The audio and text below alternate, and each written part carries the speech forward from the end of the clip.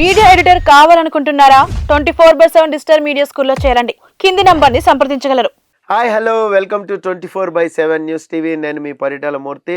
So Border Gavaskar trophy అనేది start కాబోతుంది. World test champion ఇది ఎలా ఉండబోతుంది, మన టీం బలాలు ఏంటి, బలహీనతలు ఏంటి అనేది డిస్కస్ చేయడానికి మనతో పాటు క్రికెట్ ఎక్స్పర్ట్ సందీప్ ఉన్నాడు. సందీప్ని పలకరించి చాలా విషయాలు తెలుసుకుందాం. అంటే ఇప్పుడు యంగ్ ప్లేయర్స్ కొంతమంది ఉన్నారు.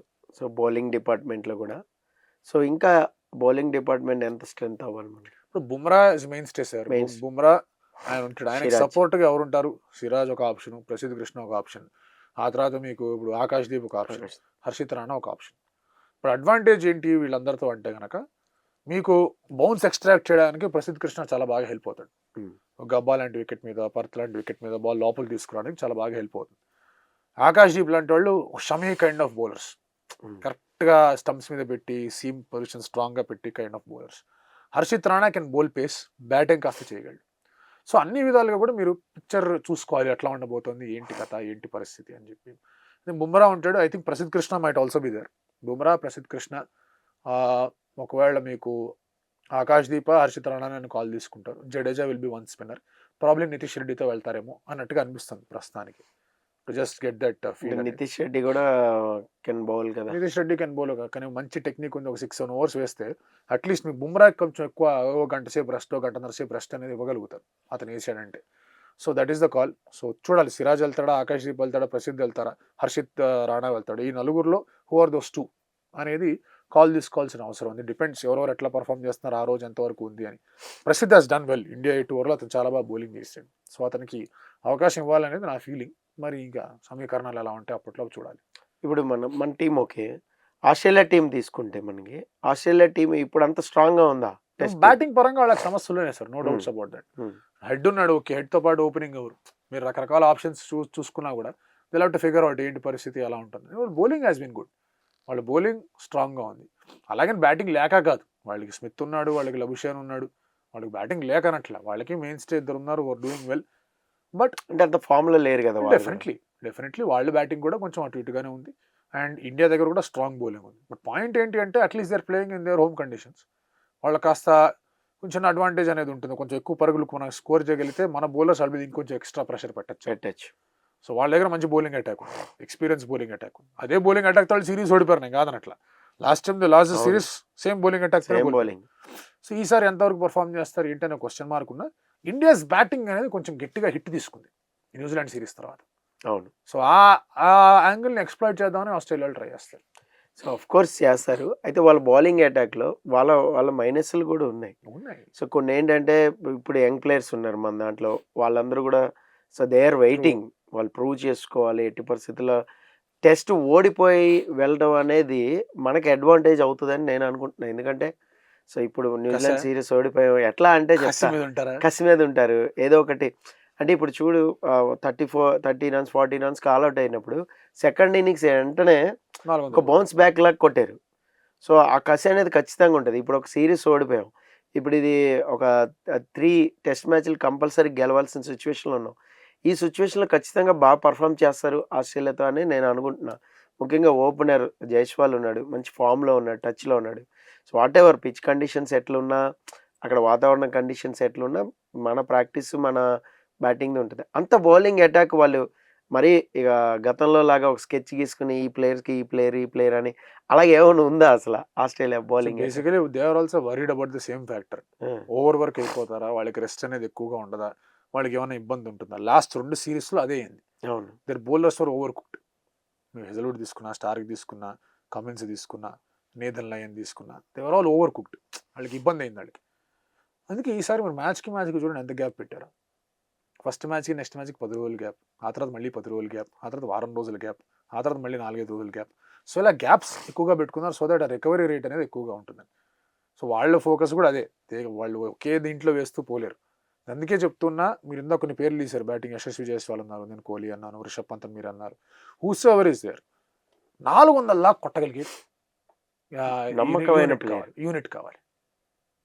ఫస్ట్ ఇన్నింగ్స్ 400, అది మీరు ఫస్ట్ బ్యాటింగ్ చేసినా సెకండ్ బ్యాటింగ్ చేసినా ఫస్ట్ ఇన్నింగ్స్ 400 కొట్టాలి.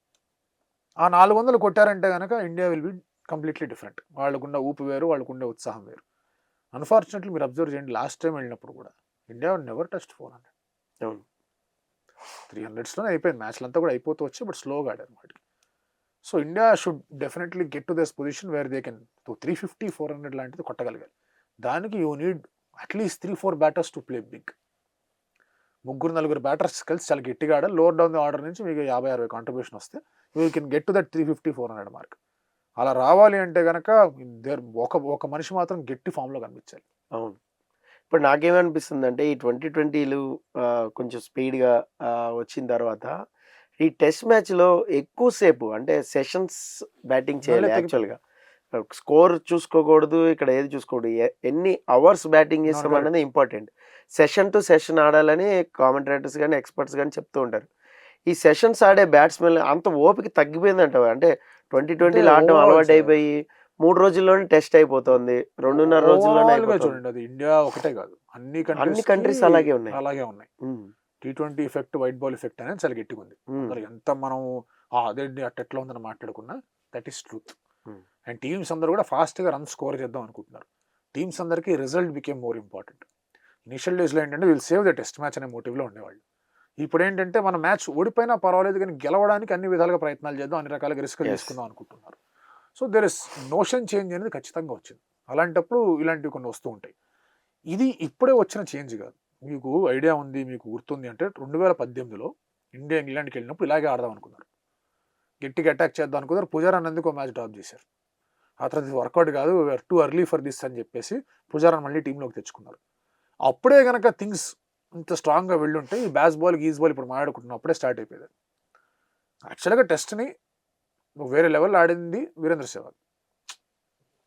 ఎక్స్ట్రాగా ఏమీ చేయకుండానే శుభ్రంగా టప రన్స్ తెచ్చుకున్నాడు. కానీ అలాంటి బ్యాటర్స్ అనేది చాలా అరుదుగా వస్తూ ఉంటారు. బట్ ఫ్లూయెంట్గా ఆడే బ్యాటర్స్ చాలామంది ఉన్నారు, అన్ని దేశాల్లో ఉన్నారు, అన్ని రకాలుగా కూడా ఆడుతూ ఉన్నారు. కానీ ఇప్పుడు ఏంటంటే ఇంకొంచెం ముందుకెళ్ళి మనం రన్స్ స్కోర్ చేద్దాం. Australia under Ricky Ponting they're always in for scoring more runs. ఒక రోజులో 400 కొట్టిన సందర్భాలు కూడా ఉన్నాయి ఆ రోజుల్లోనే 2002, 2003లో. So that is always been there.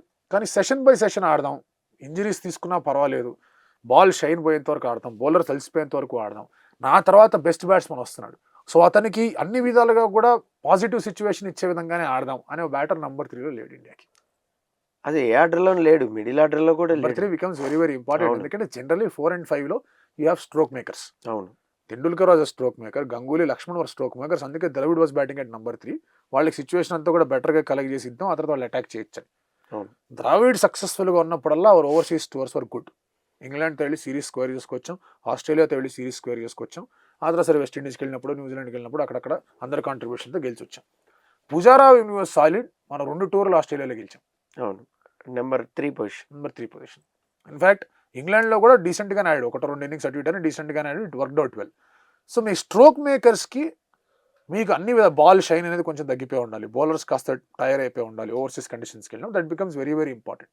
అది ఇండియాకి లోపిస్తూనే వచ్చింది, అది కవర్ అయిపోతూ వచ్చింది. Because our bowling was two great, బాగా మంచి బౌలింగ్ అటాక్ అనేది డెవలప్ చేసుకోగలిగాం. బట్ బ్యాటింగ్ పరంగా అది ఇబ్బంది అయితే ఉంది. సో అది thank you so much. Border Gavaskar trophy అనేది సో మనం 3 మ్యాచ్లు గెలవాలని కోరుకుందాం. 3 మ్యాచ్లు గెలిచి ఒక మ్యాచ్ డ్రా చేసుకోవాలి, లేదంటే 3 మ్యాచ్లు గెలిచి మిగతా వాళ్ళ సమీకరణాలు కొంచెం అటు ఇటు హోప్ చేసుకుందాం. Hope the best. Thank you so much. ఇది సందీప్తో బార్డర్ గవాస్కర్ ట్రోఫీకి సంబంధించి మళ్ళీ ఫస్ట్ టెస్ట్ మ్యాచ్ అయిన తర్వాత మళ్ళీ ఒక సెషన్ పెట్టుకుందాం. This is Paritala Murthy signing off. By by.